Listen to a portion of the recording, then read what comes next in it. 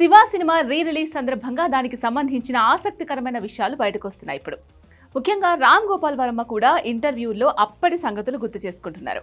ఈ క్రమంలోనే శివాలో నటించిన బాలనటి సుష్మా గురించి ఇంట్రెస్టింగ్ నిజాలు చెప్పాడు. 36 ఏళ్ల తర్వాత ఆమెకు క్షమాపణలు చెప్పారు. దాంతో ఆమె ఇన్ని సంవత్సరాల తర్వాత మళ్లీ వార్తల్లో నిలిచింది. 1989లో విడుదలైన ఆ కల్ట్ క్లాసిక్ చిత్రంలో నాగార్జున అన్నయ్య, మురళీమోహన్ కూతురు కీర్తిగా బాబాయ్ అంటూ క్యూట్గా కనిపించింది సుష్మా ఆనంద్. ఈ సినిమాలో కీలకమైన పాత్ర ఇది. క్లైమాక్స్లో పాప డెత్ సీన్ అందరినీ బాగా కదిలిస్తుంది కూడా. ఆ సినిమాలో మేజర్ సైకిల్ చేజ్ సన్నివేశంలో భయంతో కూడిన అనుభవాన్ని పంచుకుంది సుష్మా.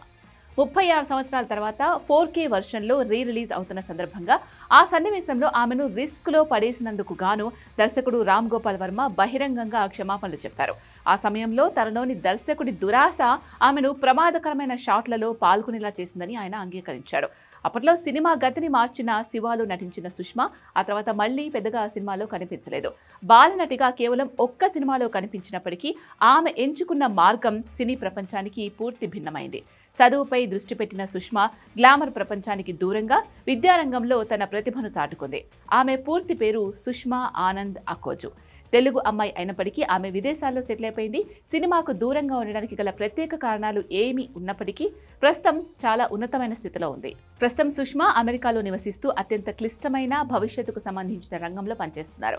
ఆమె ఆర్టిఫిషియల్ ఇంటెలిజెన్స్, కాగ్నిటివ్ సైన్స్ విభాగంలో రీసెర్చ్ చేస్తోంది ఇప్పుడు.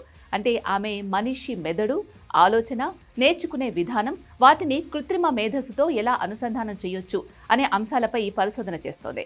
సినిమా పరిశ్రమలో రాణించే అవకాశం ఉన్నప్పటికీ సుష్మా సైన్స్ అండ్ టెక్నాలజీ వైపు మొగ్గు చూపడం ఆమె విజన్కు నిదర్శనం. సోషల్ మీడియాలో కూడా ఆమె తన పరిశోధనలకు సంబంధించిన పోస్టులనే ఎక్కువగా పంచుకుంటుంది. రామ్ గోపాల్ వర్మ క్షమాపణకు సుష్మా ఆనంద్ అకోజు ఇచ్చిన రియాక్షన్ ఆమె పరిణితిని తెలియజేస్తుంది. ఆ సైకిల్ చేజ్ అనుభవాన్ని తాను రిస్కీగా కాకుండా ఒక చిరస్మరణీయమైన జ్ఞాపకంగా భావిస్తున్నారని, ఆ సాహసం తన లైఫ్లో ఎదురయ్యే సవాళ్లను ఎదుర్కొనే ధైర్యాన్ని ఇచ్చింది అంటూ ఆన్సర్ ఇచ్చింది. శివ చిత్రంలో భాగమైనందుకు తాను గర్విస్తున్నారని, ఆ సినిమా తనకు ఒక తీపి జ్ఞాపకంగా మిగిలిందని చెప్పిందామె. ఈ సమాధానం ద్వారా ఆమె సినిమా అనుభవాన్ని గౌరవించినప్పటికీ ప్రస్తుత తన ఉన్నతమైన పరిశోధనా ప్రయాణానికి ఎక్కువ ప్రాధాన్యత ఇస్తున్నట్లు అర్థమవుతోంది. సినిమాకు దూరంగా ఉండి సైన్స్ రంగంలో అద్భుతమైన కెరియర్ను నిర్మించుకున్న సుష్మా ప్రయాణం ఎంతో మందికి స్ఫూర్తిదాయకం.